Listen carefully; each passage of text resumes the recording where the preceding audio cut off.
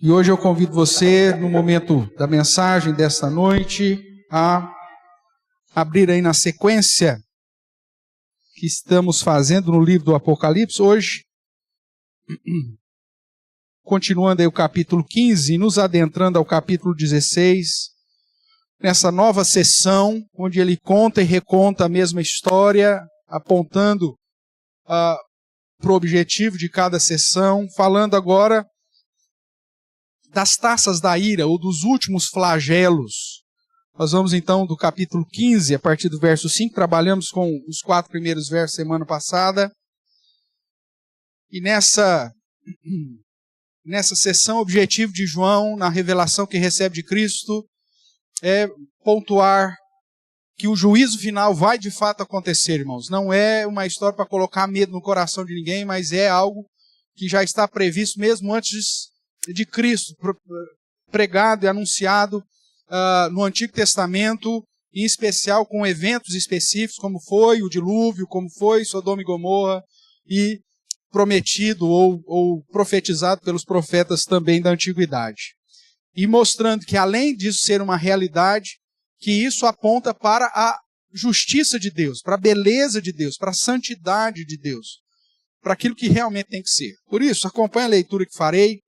Tentarei ser aqui o mais dinâmico possível para que vocês acompanhem essa leitura que vai até o final do capítulo 16. Diz assim: Depois dessas coisas olhei e abriu-se no céu o santuário do tabernáculo do testemunho. E os 7 anjos que tinham os 7 flagelos saíram do santuário, vestidos de linho puro, resplandecente, cingidos ao peito de cintas de ouro. Então um dos 4 seres viventes deu aos 7 anjos 7 taças de ouro, cheias da cólera de Deus, que vive pelos séculos dos séculos. O santuário se encheu de fumaça, procedente da glória de Deus e do seu poder. E ninguém podia penetrar no santuário, enquanto não se cumprisse os 7 flagelos dos 7 anjos. Ouvi, vinda do santuário, uma grande voz dizendo aos 7 anjos: Ide, derramai pela terra as 7 taças da cólera de Deus. Saiu, pois, o primeiro anjo e derramou a sua taça pela terra, e aos homens, somente aos homens, portadores da marca da besta e os adoradores da sua imagem, sobrevieram úlceras malignas e perniciosas. Derramou o segundo a sua taça no mar, e este se tornou em sangue como de morto, e morreu todo ser vivente que havia no mar. Derramou o terceiro a sua taça nos rios e nas fontes das águas, e se tornaram em sangue. Então ouvi o anjo das águas dizendo: Tu és justo, tu que és e que eras, o santo, pois julgastes estas coisas. Porquanto derramaram sangue de santos e de profetas, também sangue lhes tens dado a beber.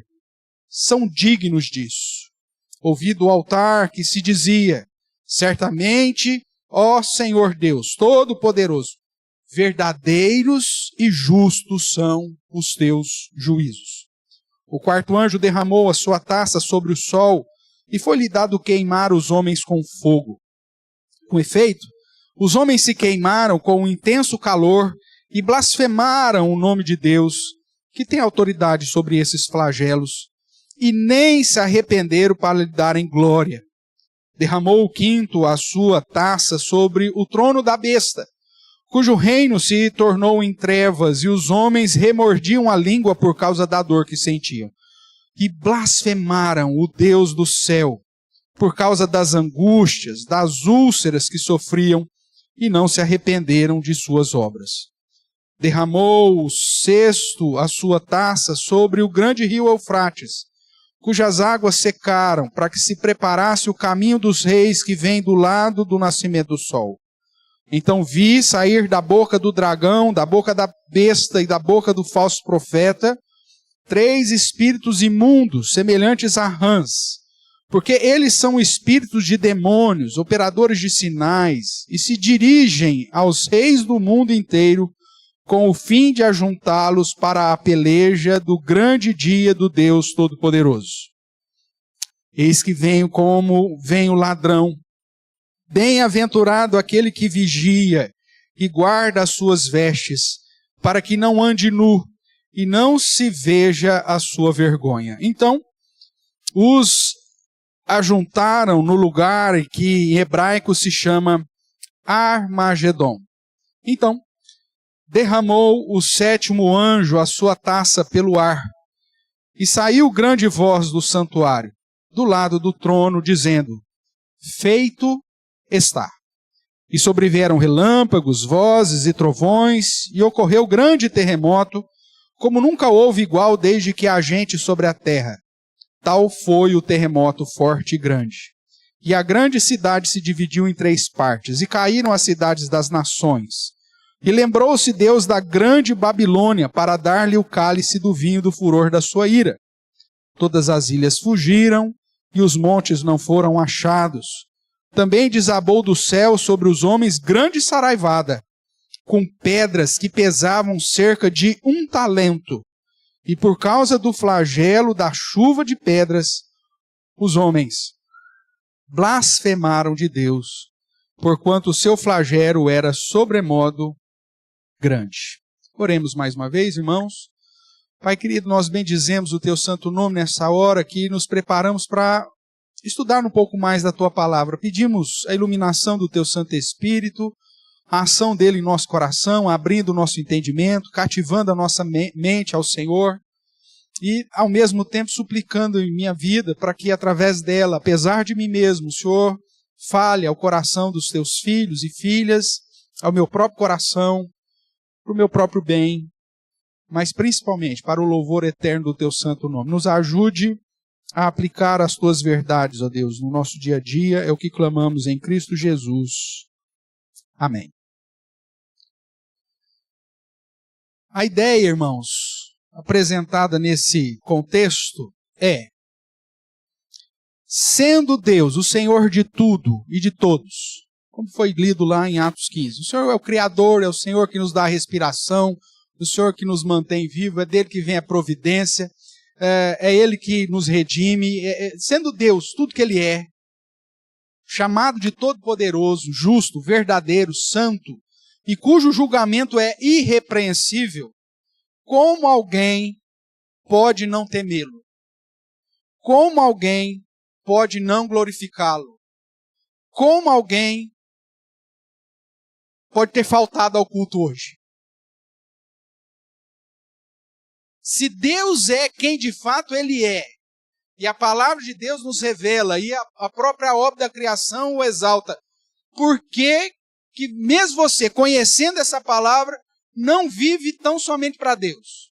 E por que pessoas desprezam esse Deus, blasfemam contra Ele, desprezam a sua palavra, desprezam a sua revelação, desprezam o seu modo, né, de agir e principalmente o direcionamento daquilo que Ele espera de você como um padrão de vida que o glorifique? Por que as pessoas não temem a Deus? Por que as pessoas não glorificam o seu santo nome diante daquilo que Ele é?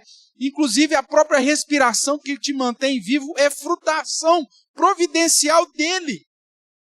Como? É isso que foi dito nos primeiros versos e cantado. Quem não temerá, não é? Nós vimos a semana passada no cântico aí de Moisés e no cântico do Cordeiro. Quem não temerá e não glorificará o teu nome, ó Senhor? Esse é o contexto. Deus sendo Deus, como pode alguém desprezá-lo? Deus sendo Deus, como pode alguém pensar em suprir primeiramente as suas próprias necessidades, ao invés de se derramar diante do Senhor? Sendo Deus quem Deus é, como alguém pode desprezar a sua palavra, desprezar as verdades que Ele nos apresenta e passar a viver uma vida longe dEle? É esse o contexto. E diante das advertências que acontecem em todos os tempos, porque flagelos acontecem toda hora, as trombetas e os selos estão aí, como alguém blasfema contra o nome de Deus? Como alguém continua sem arrependimento? Como alguém não glorifica o seu santo nome? Essa pergunta parece ser tão imprópria, mas é a realidade do nosso mundo, irmãos. Pessoas desprezam e vivem em rebeldia contra Deus, que é tudo aquilo que Ele é.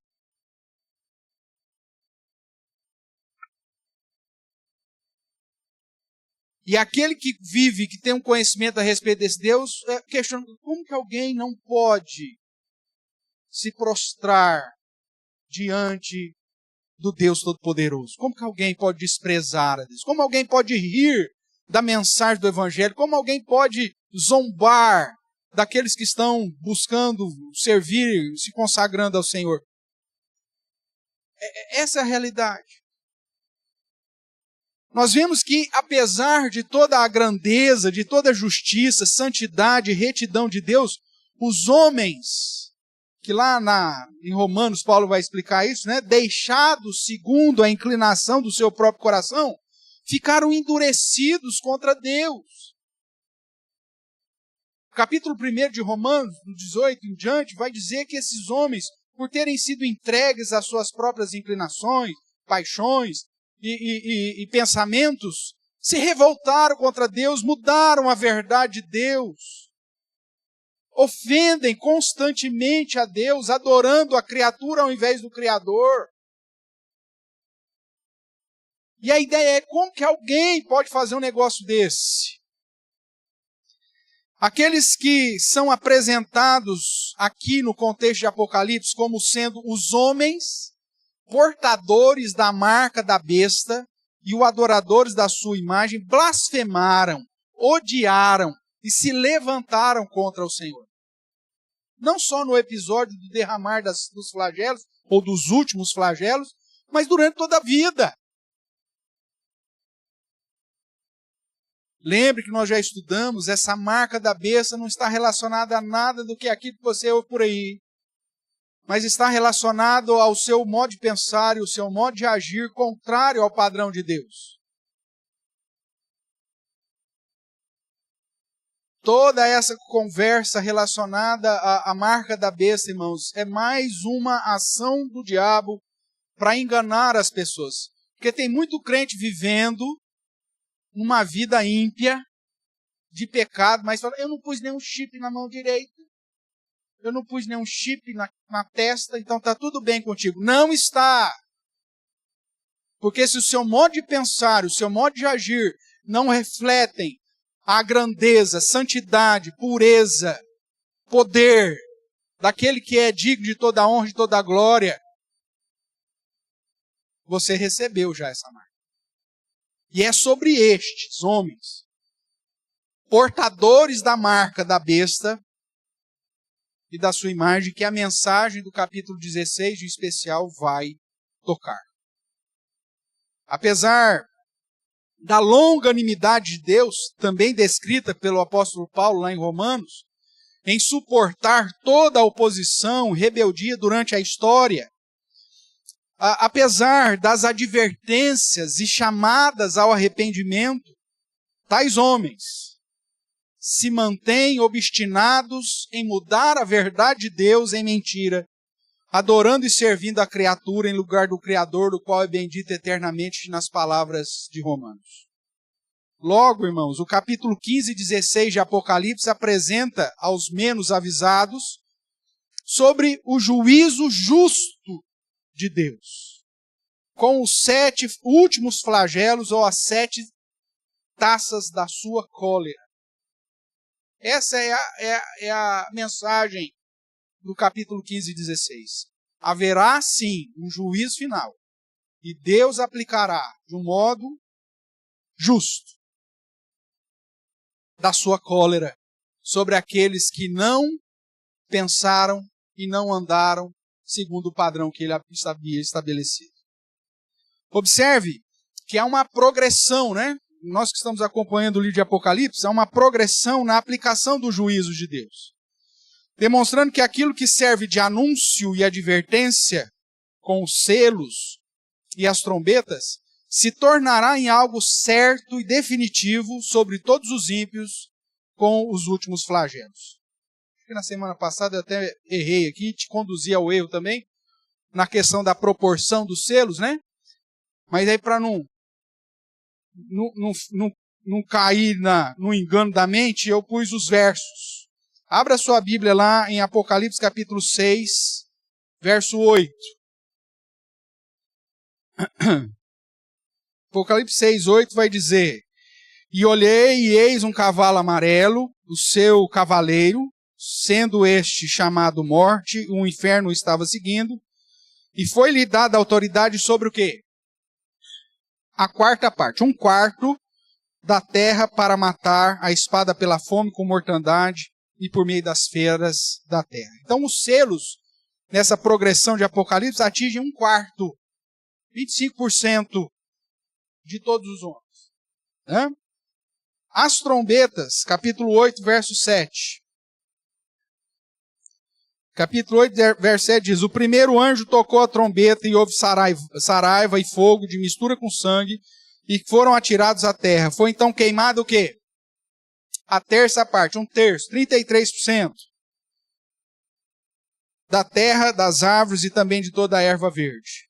E agora, quando chegamos nessa sessão das taças da ira, porque tanto os selos quanto trombetas também são flagelos, mas esses últimos flagelos, no verso 3 do capítulo 16 é dito: derramou o segundo a sua taça no mar e este, ou seja, o mar inteiro, se tornou em sangue como de morto e morreu todo o ser vivente que havia no mar. Não é mais 1/4, não é mais 1/3, mas agora é tudo. Então existe essa progressão, apontando aqui para a totalidade das coisas. Muito provavelmente, irmãos, esses últimos flagelos é num determinado momento que não tem mais o que fazer. E algumas questões nos apontam para isso e eu vou falar a respeito disso em breve. Infelizmente, em nenhuma situação, seja no selo, seja nas trombetas, nós vemos os ímpios em arrependimento e conversão. Muito pelo contrário. Eles aumentam as suas blasfêmias. Eles aumentam a murmuração, a rebeldia e a afronta para com Deus e para com o povo de Deus. Nós não teremos tempo de ler todos os versos, mas desde o capítulo 9 isso é mencionado. Que Deus permite um flagelo, que os crentes se achegam mais ao Senhor, mas os ímpios se revoltam, murmuram, blasfemam, reclamam, profanam o nome do Senhor. Isso está lá no capítulo 9, capítulo 11, depois nós veremos ainda no capítulo 21 e está também aqui no capítulo 16. Os flagelos, e esses últimos, que está tratando da aplicação definitiva e final, também mostra que enquanto esses últimos flagelos estão derramados, mesmo assim, os homens que receberam a marca da besta e adoram a imagem da besta, eles blasfemam, eles se revoltam, eles odeiam o Senhor. Olhando de um modo mais específico, o contexto específico de Apocalipse 15 e 16, não há, irmãos, como negar a semelhança entre os flagelos contidos nas taças da ira com as pragas derramadas sobre o Egito. Também não terei o tempo de fazer isso, mas se você depois um tempo olhar para Êxodo, capítulo do 7 ao 12º, você vai ver muitas semelhanças. Por exemplo, quando derrama o mar se torna sangue, os rios e as fontes de água se tornam em sangue. Isso aconteceu lá na praga do Egito. Quando você vê a questão do calor, quando você vê a questão das úlceras, você tem um paralelo lá com o Egito. Quando mesmo é dito que da boca do dragão, da boca da besta e da boca do falso profeta sai 3 espíritos imundos, tais espíritos são semelhantes ao quê? A rãs, praga. Então, não há como negar que há uma relação. O que aconteceu no Egito era a mostra do que vai acontecer no fim. E não tem como você desprezar esse paralelo. Da mesma forma que nós seremos libertados definitivamente desse mundo tenebroso e levados a nova Canaã, ou seja, o novo céu e a nova terra. Lá no contexto do Egito foi isso que aconteceu. Deus libertando o seu povo, que estava sendo oprimido pelos ímpios, perseguido pelos idólatras, derramando flagelo sobre eles e somente sobre os ímpios, enquanto Israel ainda estava no Egito. Então, como nós falamos de manhã, não pensa que você não vai passar pela grande tribulação, e que já estamos, e pelos últimos flagelos, porque você vai estar, meu amigo. A diferença é que Deus vai te preservar. Se você estiver contado entre os eleitos de Deus. Se você tiver a marca da besta e adora a imagem da besta, aí, meu amigo, esses flagelos vão descer na sua cabeça. E por que nós dizemos isso? Primeiro, pelo paralelo que existe entre Egito e os últimos flagelos. Na verdade, então, existe um paralelo entre os dois eventos. Ambos são derramados sobre os ímpios, enquanto o povo de Deus é preservado.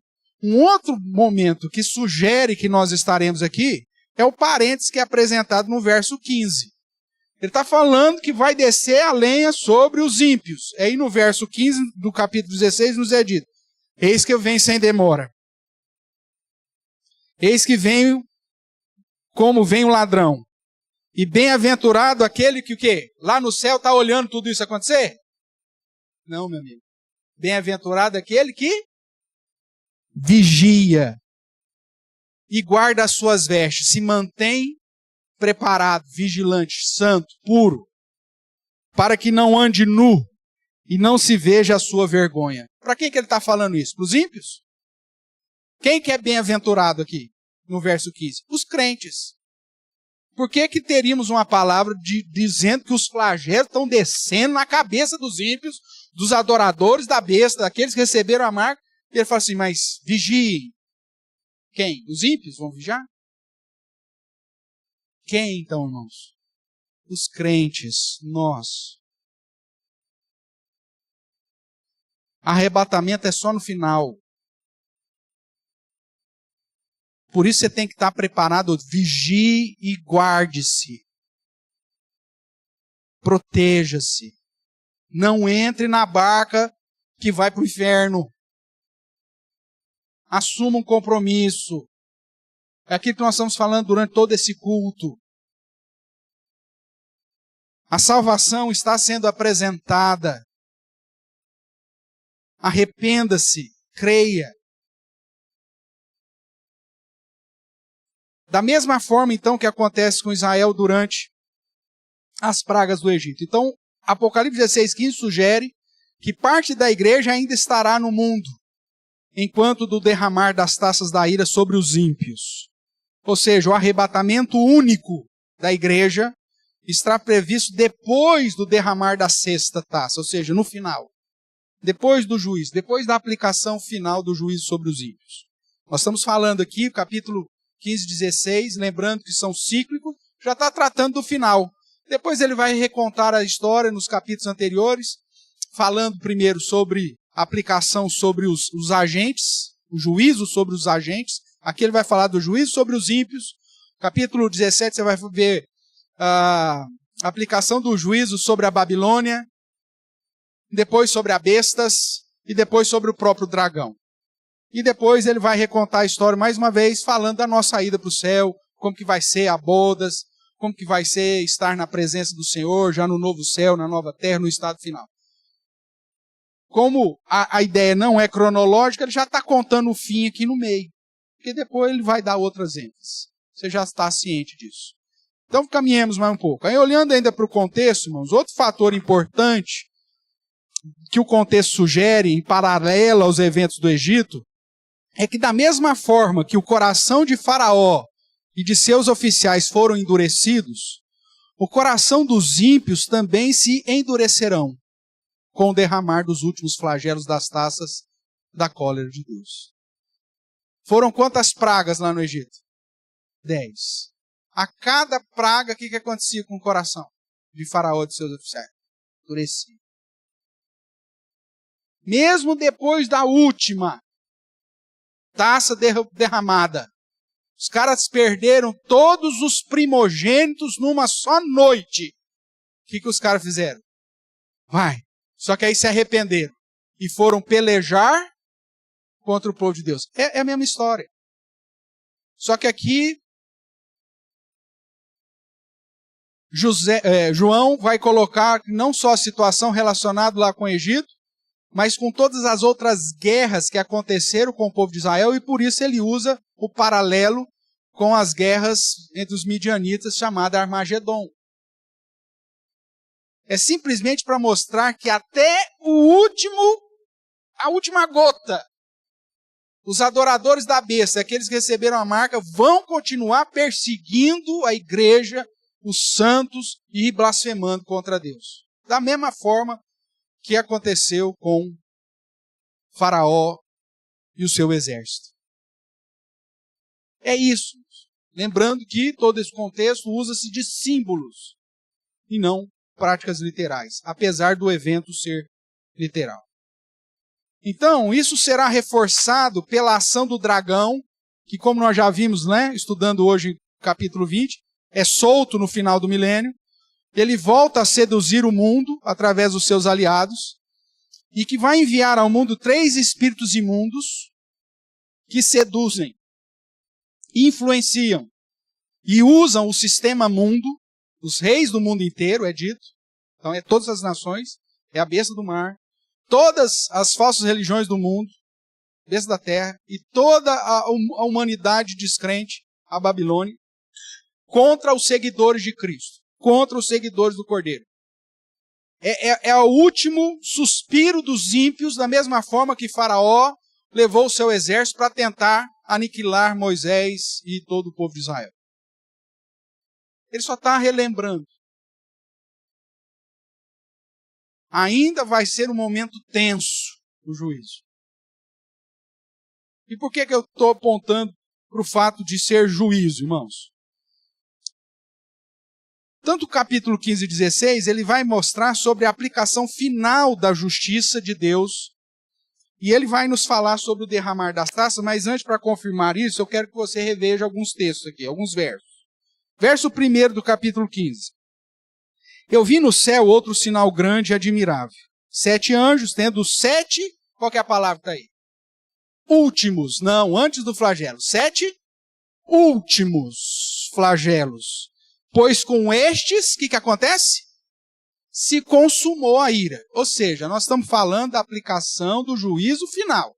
Porque se existe o juízo final, esse aqui é os últimos flagelos. Se consumou a ira de Deus, significa que depois disso não tem mais. Depois disso é novo céu ou nova terra.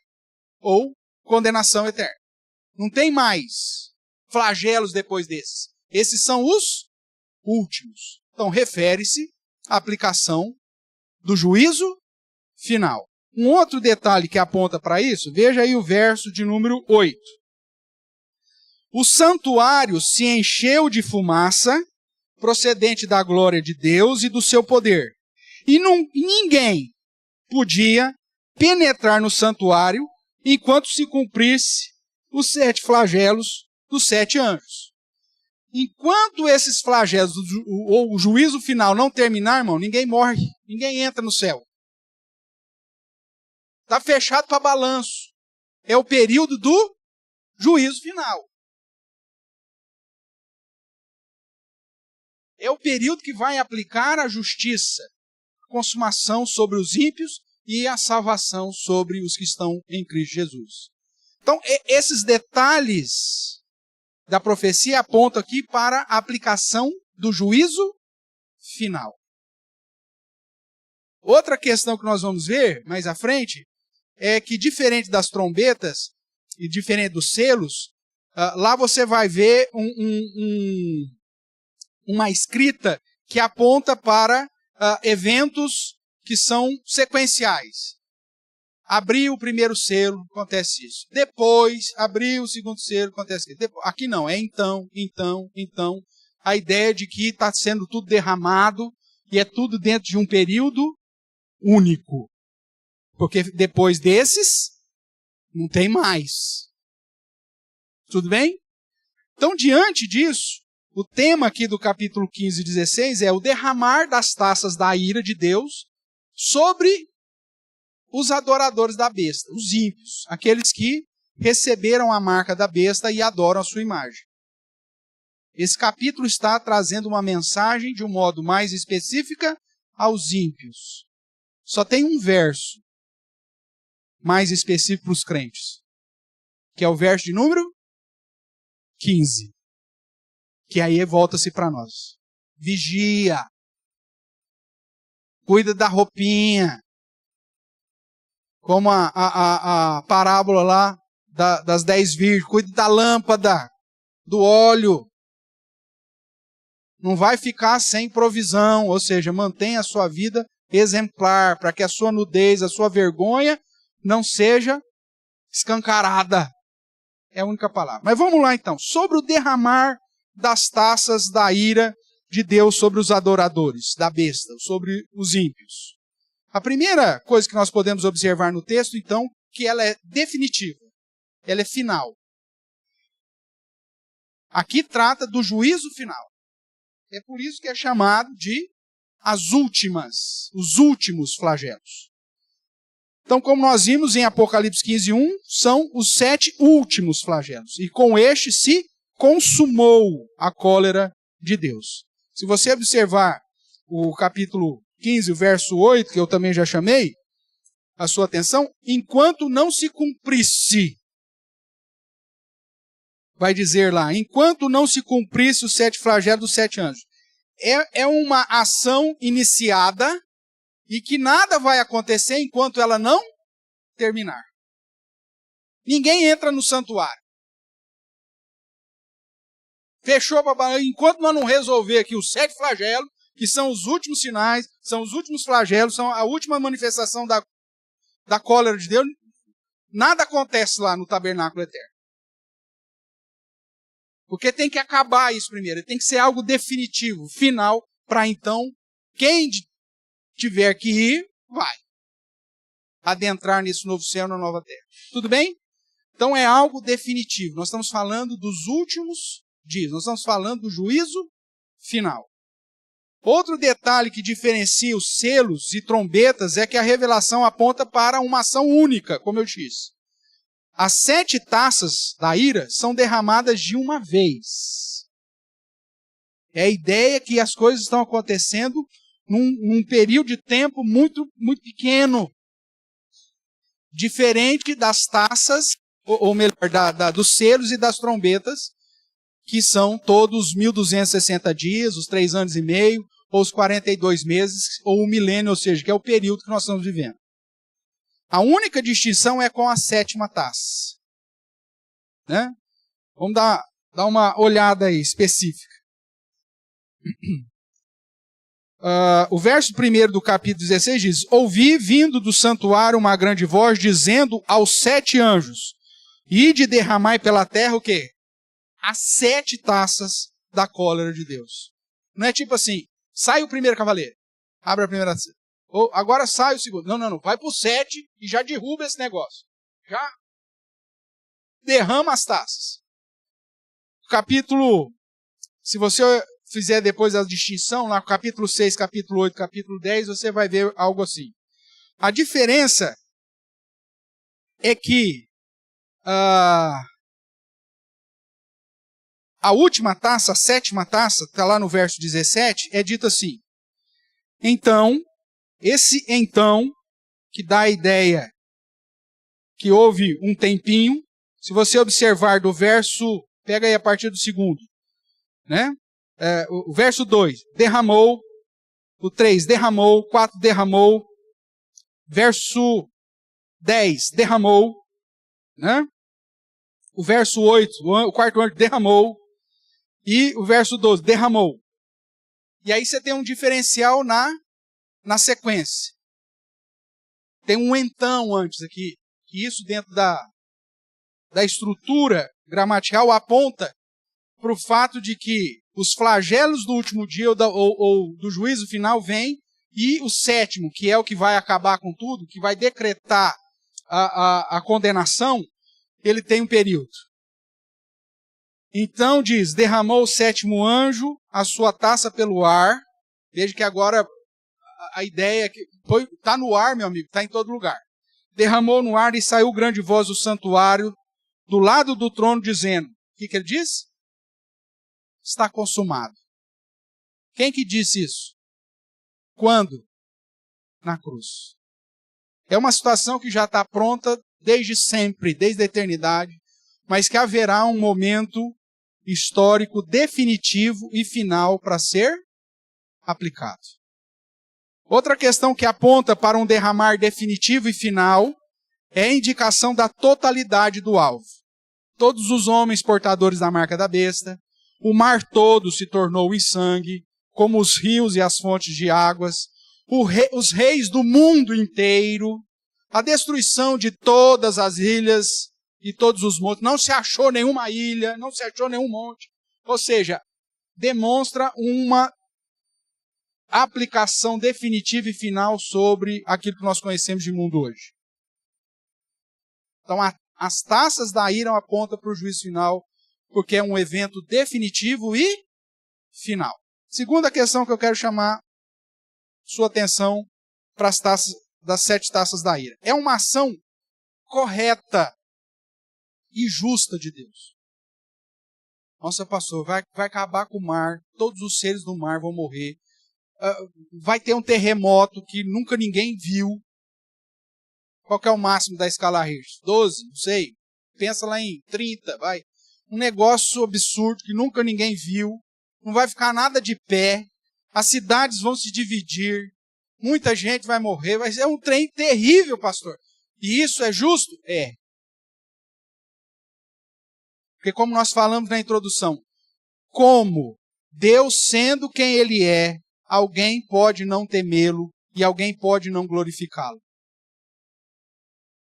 Como alguém pode viver a sua vida desprezando a existência de um Deus santo, puro e justo?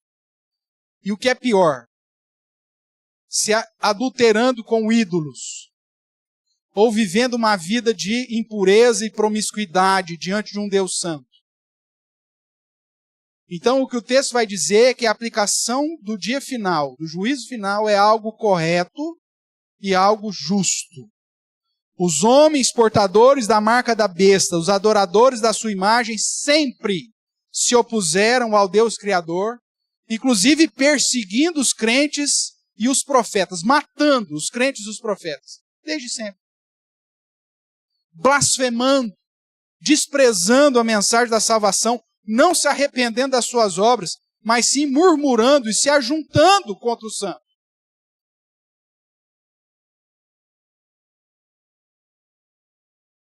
Eles desprezam a mensagem, eles ridicularizam o evangelho, eles ridicularizam o modo de vida cristão, eles blasfemam contra o Deus quando correm atrás dos seus ídolos, quando atrás de uma religiosidade falsa buscam prodígios e sinais segundo a eficácia de Satanás e não segundo o poder do verdadeiro Deus.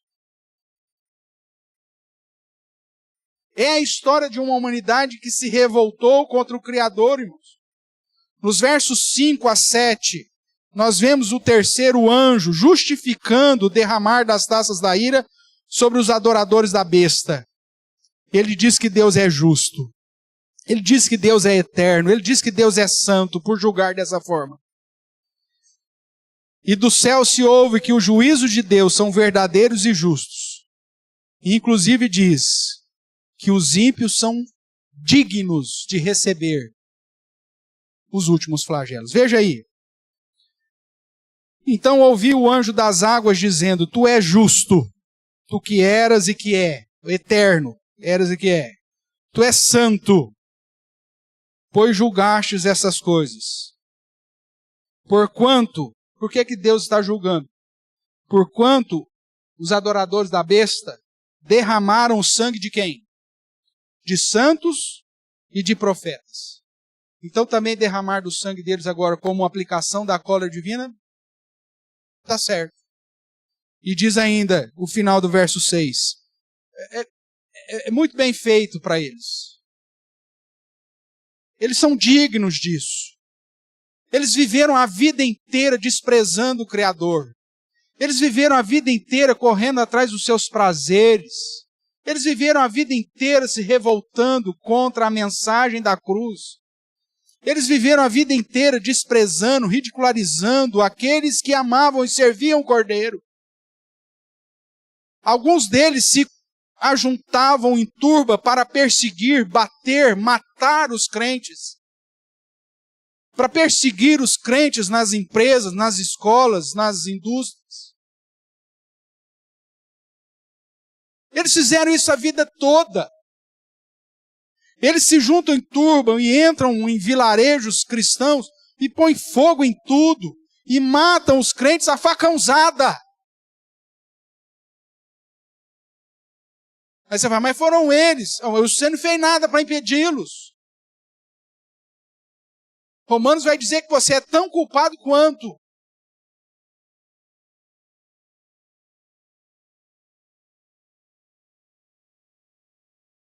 Eles sequestraram, levaram os nossos irmãos, mantiveram cativos, e aí, como um espetáculo para o mundo, cortaram o pescoço de cada um deles diante de uma transmissão de internet. Eles são dignos disso.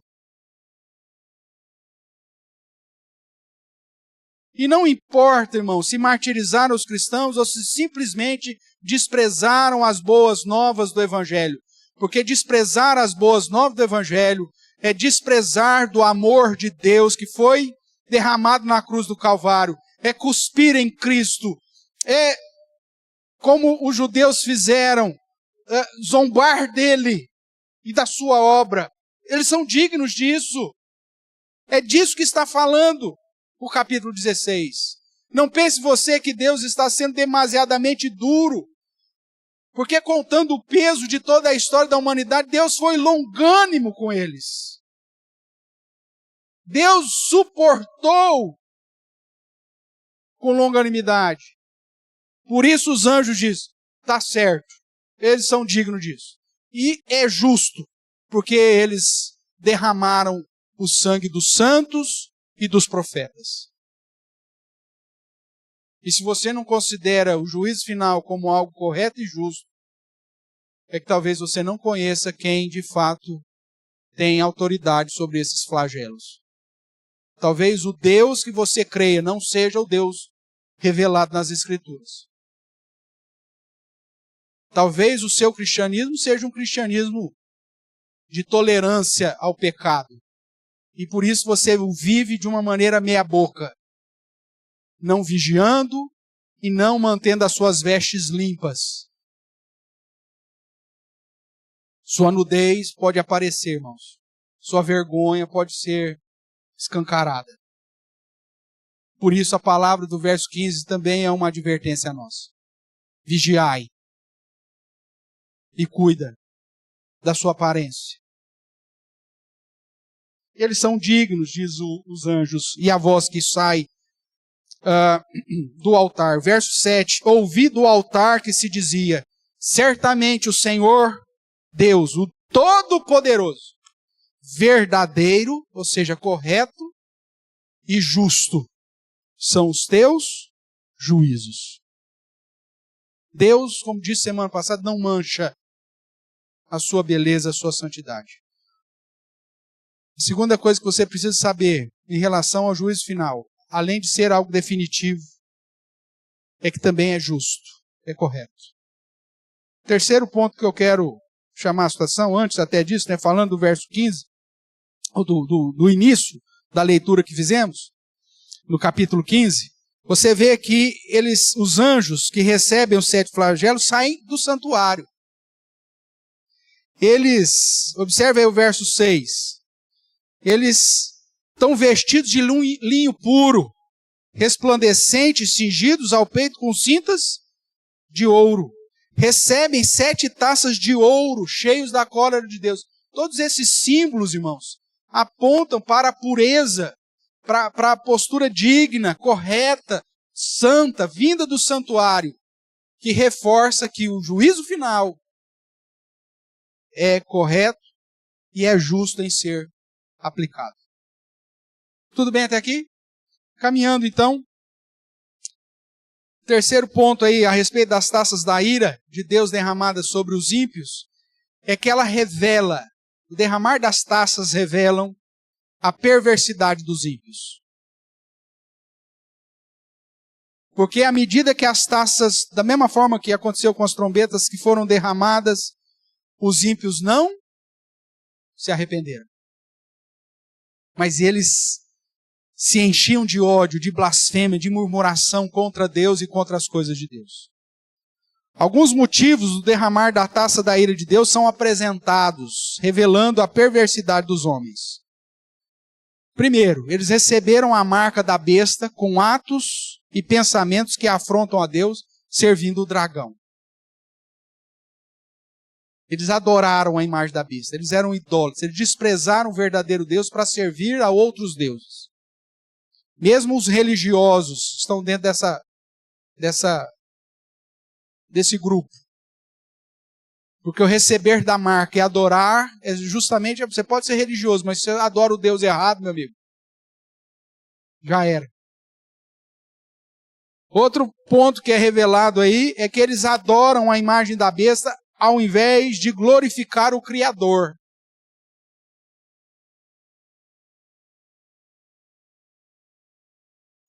Nós vimos nos textos que lemos no início, né? Que falavam dessa idolatria. Principalmente o texto de Atos que diz, olha, você que adora ouro, prata ou pedra. Nós estamos falando de um Deus muito maior que isso. O que te fez todas as coisas, que inclusive dá a tua respiração.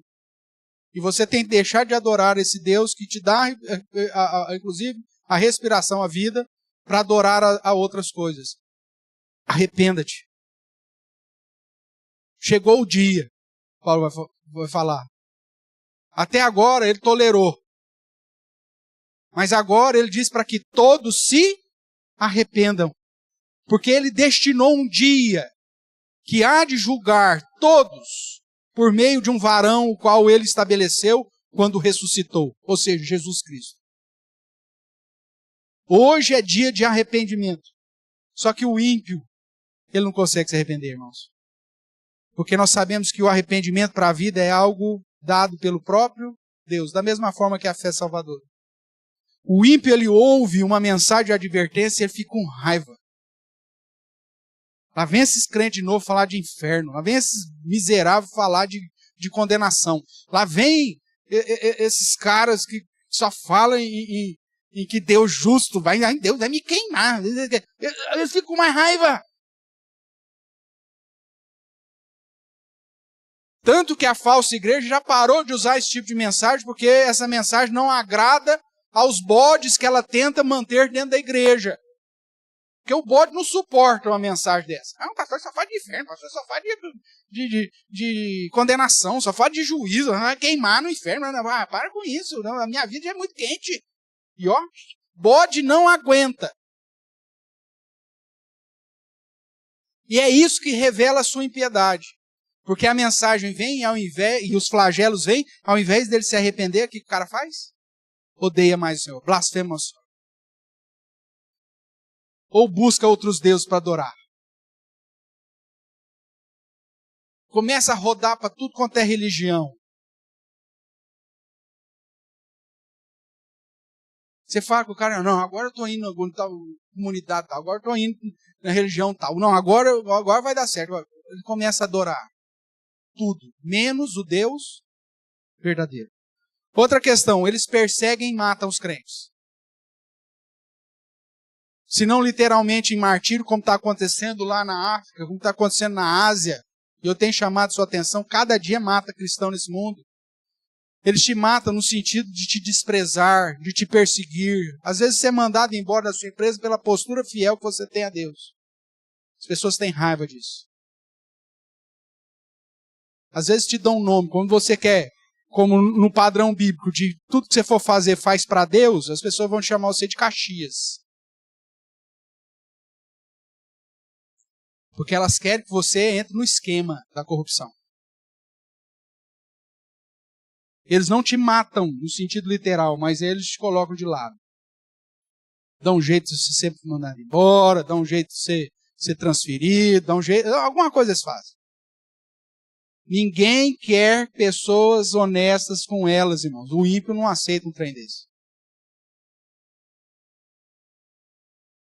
Você começa a falar, fulano está errado. Não vou fazer isso. Você sabe que isso está errado. Eu te dá um fim. Eles perseguem aqueles que querem se manter vigilantes e limpos. O que mais? Blasfemam o nome de Deus. O Deus do céu e do próprio Deus. Veja aí, só esses versos aí para você ter uma ideia. O verso 2 já chamando atenção. O verso 6, quando eles derramaram o sangue dos santos e dos profetas. Agora o verso 9 é dito: com efeito os homens se queimaram com intenso calor e fizeram o quê? Blasfemaram o nome de Deus, que tem autoridade sobre esses flagelos. Além de blasfemar, o que eles fizeram? Não se arrependeram para dar glória a Deus. Verso 11. Blasfemaram o Deus do céu por causa das angústias, das úlceras que sofreu. E não se arrependeram das suas obras, porque eram obras segundo a marca da besta. Verso 21. Também desabou do céu sobre homens grande saraivada, com pedras que pesavam cerca de 1 talento. 1 talento vai estar entre 30 a 70 quilos. Por isso que eu falo que vai cair saco de cimento, né? 50 quilos, está na média. Imagina uma chuva de granizo caindo num saco de cimento. Vários. Né?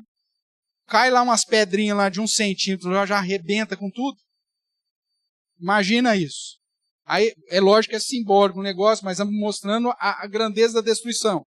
E aí ele diz, por causa do flagelo da chuva de pedras. E o que os homens fazem? Blasfemaram de Deus.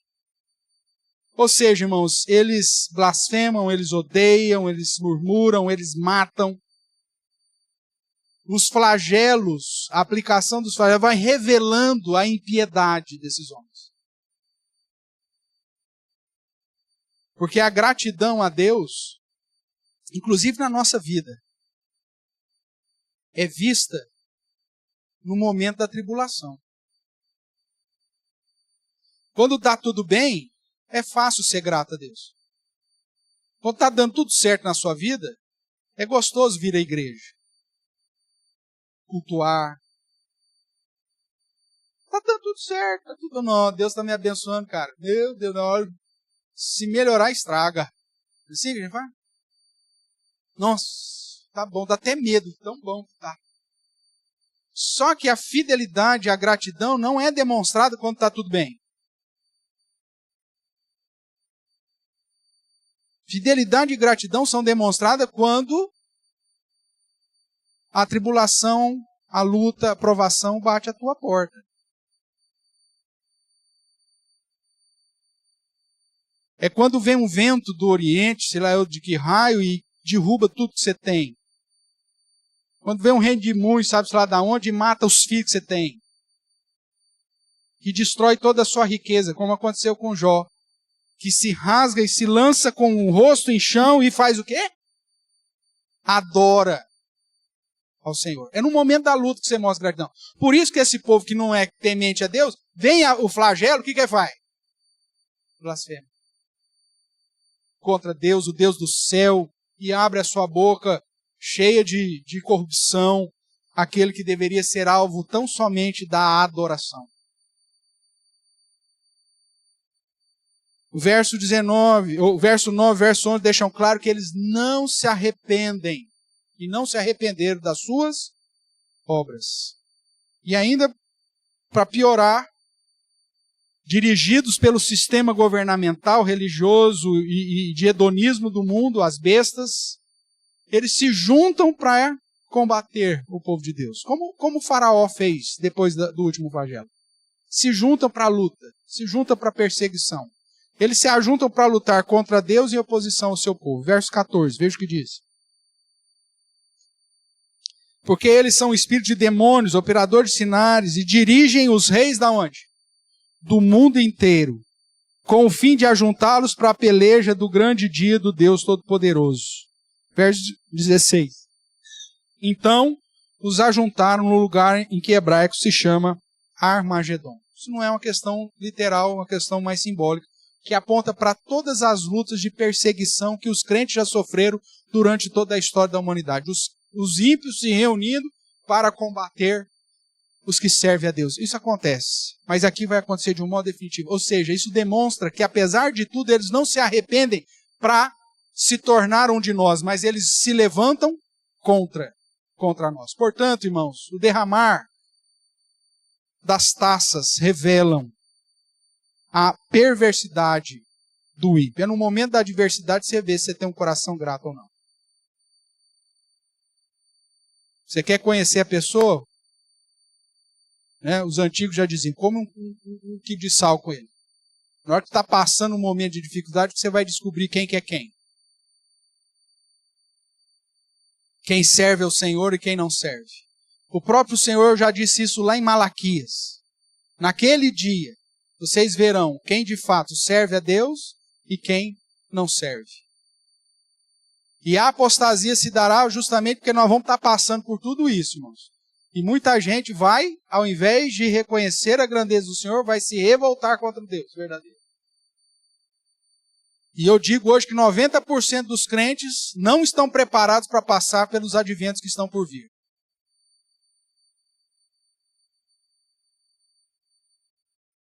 Aumentou 10 graus mais do negócio que tem para vir, já 90% já vai pular fora do barco, igual rato. E a grande questão é, você está preparado? Concluindo, irmãos. As advertências de Deus não produzem arrependimento nos ímpios.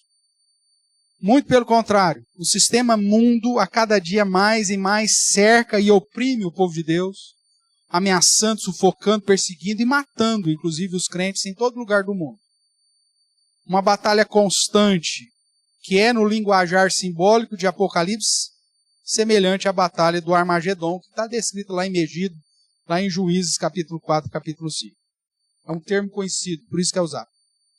A mensagem de esperança aos crentes é que, quanto mais difícil servir e adorar a Deus ficar, seja sobre a opressão dos ímpios ou o chicote do Egito, paralelo, né? O Senhor, o Deus da real aliança, se manifesta e vence. A promessa é que na aplicação do juízo final, os méritos de Cristo, do Cordeiro, que lavou as nossas vestes, e por isso você tem que cuidar dela. Já foi falado antes em Apocalipse que nós somos lavados no sangue do Cordeiro. Então as nossas vestes foram alvejadas. Então nós que já tivemos a veste limpa, por isso que é dizer, cuida da sua roupa, hein? Vigia, mantém ela nos trinques. Porque a promessa é que sobre esses a vitória final virá. Eis que venho como vem o ladrão. Bem-aventurado aquele que vigia e guarda as suas vestes, para que não ande nu e não se veja a sua vergonha. Como o povo de Israel no Egito e nas grandes batalhas na história, nós somos consolados pela promessa de que Deus sempre virá em nosso socorro. E um dia virá de modo definitivo, final, de um modo correto e justo, para dar um fim à opressão e aplicar juízo sobre todos os inimigos do Cordeiro e da sua noiva. Enquanto isso, o que a gente espera, pessoal? O que a gente faz? Vigiemos para sermos encontrados em fidelidade e santidade. Quando as taças forem derramadas, chegou a nossa libertação final. Como foi com Israel no Egito. Esse é o paralelo que Apocalipse nos faz. Só que mesmo enquanto as pragas foram derramadas, ou mesmo enquanto as taças serão derramadas, tanto Israel quanto o povo de Deus hoje vai estar aqui. Por isso, vigie e guarde as tuas vestes. Lembre-se, estamos em luta. vigiai e perseverai até o fim.